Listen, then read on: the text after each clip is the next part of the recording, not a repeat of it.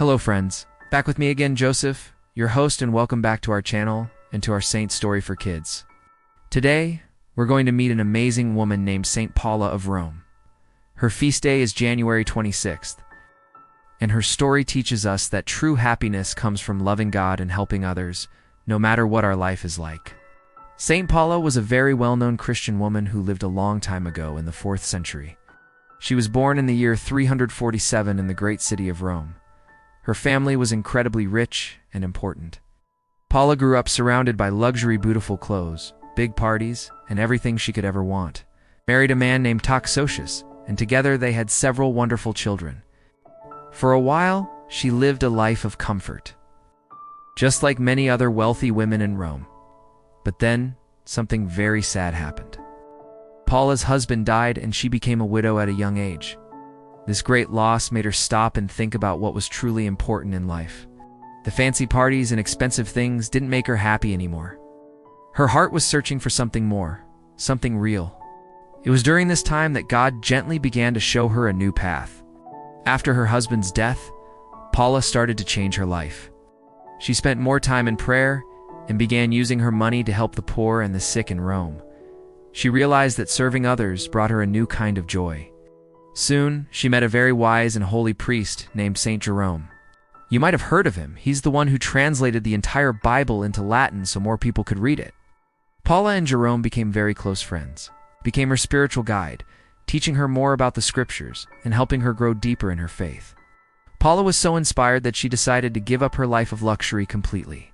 Together, Paula and her daughter Eustochium traveled with Saint Jerome to the Holy Land. Imagine that.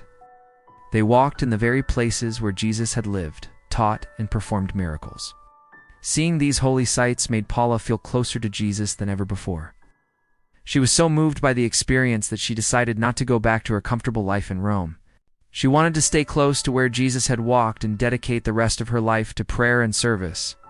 So, Paula settled in Bethlehem, the town where Jesus was born. Using the money she still had, she did something incredible. She built 2 monasteries, one for men and one for women, where people could live a life dedicated to God. She also built a guest house, like a hotel, for pilgrims who traveled from all over the world to visit the holy places. In her monastery, Paula lived a very simple life. She spent her days praying, fasting, and working. She taught the other women in her community how to live a life close to God. She was always ready to help anyone who knocked on her door, especially the poor and the sick. Even though she came from one of the richest families in Rome, she chose to live with very little, giving everything she had to serve Christ by serving others. Paula also became Saint Jerome's most important helper, with her sharp mind and deep faith. She assisted him in his monumental work of translating the Bible. Her support and friendship were essential for him. She showed that everyone, not just priests or scholars, can play a huge role in the Church's mission. Saint Paula spent the rest of her years in Bethlehem, shining as a bright light of faith and kindness. People came from all over to seek her advice and prayers. When she passed away in the year 404, she was buried near the Church of the Nativity, close to the very spot where Jesus was born. So many people mourned her because she had been a mother and a friend to all. The Church honors her as a saint because of her incredible love for God, her generosity to the poor, and her unwavering faith. She is the patron saint of widows, a special protector for women who have lost their husbands.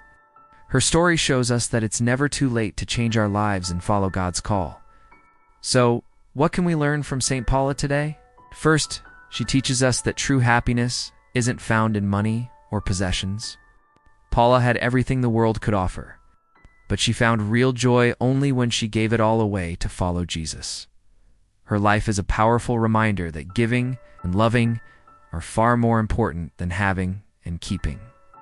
Second, her story shows the power of good friendships. Her friendship with Saint Jerome helped both of them grow in holiness and do amazing things for God. It's so important to have friends who encourage us to be better people and who help us stay close to Jesus. Saint Paula's life asks us a question. What are we chasing? Are we chasing after worldly things, or are we chasing after Christ? She invites us to look at our own lives and see if there are things we can let go of to make more room for God. Maybe it means sharing a toy we really like, spending less time on screens and more time in prayer, or being kinder to someone at school. Her life still speaks to us today, shows us what real courage looks like. The courage to choose a different path, to live for something greater than ourselves. Saint Paula's light continues to shine in every act of love, every prayer, and every moment we choose to serve others, in Jesus' name. Let's take a moment to think about this wonderful saint. How can we be a little more like Saint Paula?